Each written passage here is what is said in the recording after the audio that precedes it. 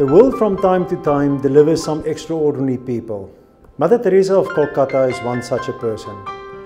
En in die jaar voor 2014 en einde 2013 het ons een van ons spesiale ikone, meneer Nelson Mandela, verloor. Ek het by myself die vraag afgevra, wat veroorsaak dat hierdie mense ikone is? Hulle moes ook iewers in graad 8 gewees het soos julle vandag is. Why the hype? What made him and others like him such icons that the whole world actually almost came to a standstill to honor this man? Op skool, volgens alle navorsing en Google navraag, was hy nie 'n besondere student nie. Hy was, lyk dit vir my, net 'n doodgewone graad 8 leerder, soos wat julle vandag doodgewone graad 8 leerders was. En selfs toe hy universiteit was, nêrens kan ek gesien het dat hy 'n besondere akademiese prestasie belewer het nie.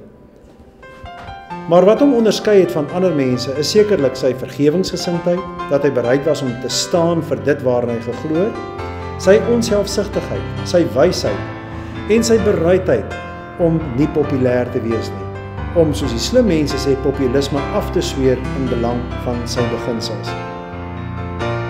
Kan ons dan nie ook sy eenvoudige voorbeeld volg en die regte waardes navolg nie? In die voorportaal van Laerskool Excelsior is daar 'n groot rots waarop die woorde staan: God verwag nie dat ons buitengewone dinge moet doen nie, maar dat ons gewone dinge buitengewoon goed moet doen.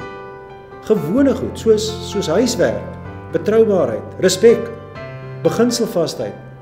That I will show respect to my teachers and fellow students. That I will stand up for what I believe in. Willingness to be unpopular when principles are at stake. Ons hoop dat Brackenfell op julle groep trots sal kan wees.